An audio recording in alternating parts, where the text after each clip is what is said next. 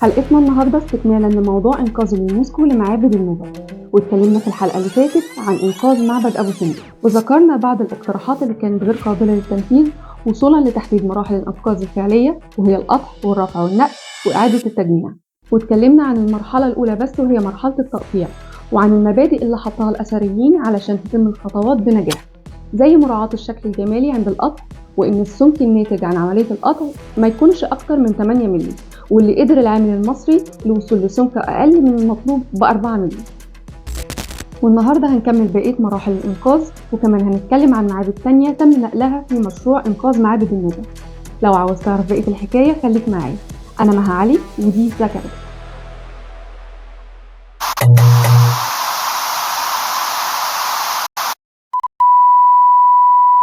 بعد الانتهاء من مرحلة القطع زي ما حكينا في الحلقة اللي فاتت، ابتدت المرحلة التانية وهي النقل والرفع، وكان لازم تتم بمنتهى الحرص. واقترحوا إن لرفع كل جزء يتم غرز قضبان حديدية بعمق معين جوه الجزء اللي هيتم نقله لتحقيق فكرة التوازن أثناء الرفع والحركة. وبالفعل تم رفع ونقل أول جزء من المعبد في يوم 10 أكتوبر سنة 65، وتمت عملية النقل بداخل شاحنات مبطنة من الداخل بالكامل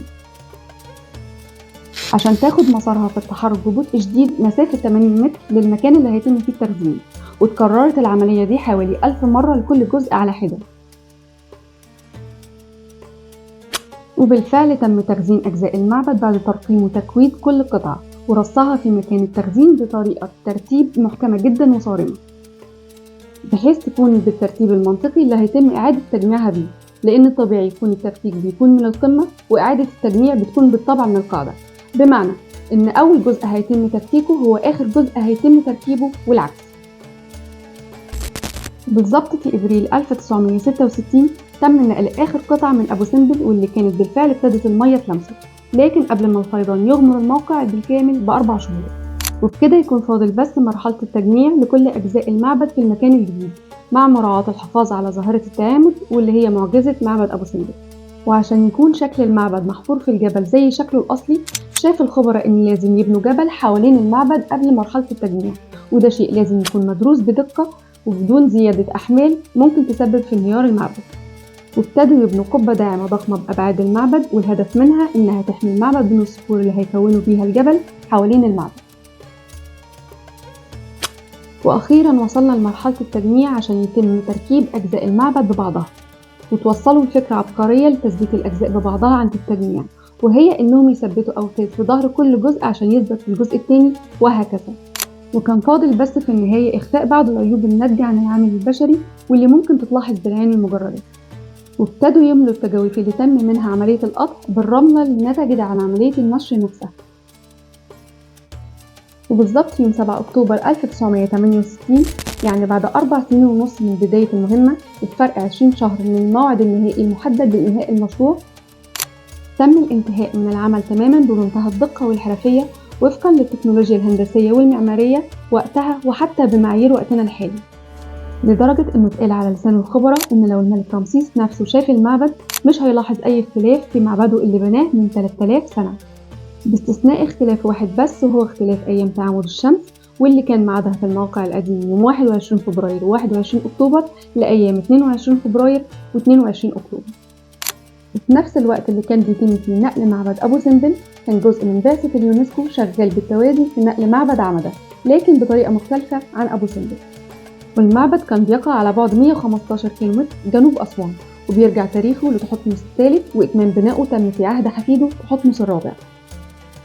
وكانت حالته متهالكة تقريبا وخصوصا الجدران، وشافوا إنه أفضل حل إنه يتم نقله مرة واحدة وبشكل كامل، لأن لو حاولوا تفكيكه هيتدمر بشكل نهائي. وابتدوا إنهم يدعموا المعبد من الخارج ويحوطوه بأسلاك من الفولاذ وعوارض أسمنتية، وتم رفع المعبد اللي وزنه أكتر من 9000 طن. ولأنه حجما ما كانش كبير، تم نقله بهيئته كاملة عن طريق قضبان حديدية اتحطت تحت أساسات المعبد. ولطول المسافة اللي مفترض يقطعها المعبد كانوا بيعيدوا استخدام القضبان اللي مر عليها المعبد بالفعل من الخلف عشان يحطوها تاني قدام المعبد عشان يمر عليها من جديد، وهكذا. وبرضه من أبرز المواقع الأثرية في النوبة اللي كانت مهددة بالغرق هي جزيرة فيال، ونجحت بالفعل اليونسكو في نقل آثار الجزيرة بالكامل، واللي بتضم كتير من المعابد اللي بتمثل مختلف العصور زي البطلمي والروماني بعد مدة غرق دامت أكتر من 80 سنة. ويعتبر معبد فيلة أو إيزيس هو الرئيسي في الجزيرة، وكان مخصص للإلهة إيزيس، وتمت عملية إنقاذه بشكل مختلف لأنه كان محاط بالفعل من جميع الاتجاهات بالمية الناتجة عن السد. في البداية بنت اللجنة حواجز أسمنتية عشان تحوط المعبد وفي نفس الوقت تحجز المية من حواليه، وابتدوا بتفريغ المية المحاوطة بالمعبد خارج الحواجز عن طريق مضخات، وبكده أصبح المعبد في مكان جاف تماما بحيث يقدر الأثريين تغيير مكانه بسهولة.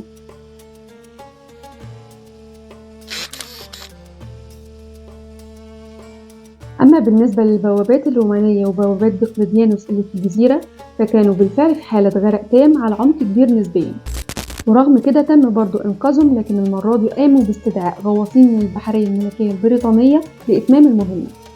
اكتشف الغواصين بعد نزولهم للموقع إن البوابات معظمها مغطى بالطمي في حالة صلبة بالكامل، واستخدموا في إزالتها من فوق البوابات خراطيم مية بقوة دفع شديدة، وبعدين ابتدوا في سحب الطمي عن طريق أنابيب تفريغ بنفس فكرة المكنسة الكهربائية.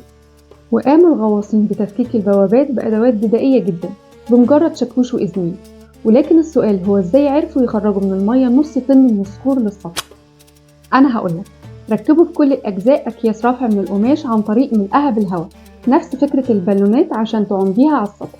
وعلى امتداد 6 شهور ابتدت تظهر أجزاء البوابات واللي كان عددهم 4500 جزء واحدة ورا التانية، وتم انتشالها عن طريق الروافع ونقلها لمكانها الجديد. وبعد كل التعب والجهد الغير مسبوق لليونسكو والمجتمع الدولي وتعب كل عامل ومهندس مصري، أهدى الرئيس جمال عبد الناصر بالنيابة عن أجدادنا وعن الشعب المصري كله 5 معابد أثرية ل5 دول عرفان وشكر على اشتراكهم في المشروع. يعني المعبد اتغير مكانه بسبب الغرق عشان بعد ما يخرج من مكانه في النوبة في مصر يروح لبلد تانية في قارة تانية. وهنوقف كلامنا لحد هنا بعد ما حكينا تفاصيل مش كل الناس تعرفها عن أهم المعابد اللي تم إنقاذها من قبل اليونسكو والمجتمع الدولي.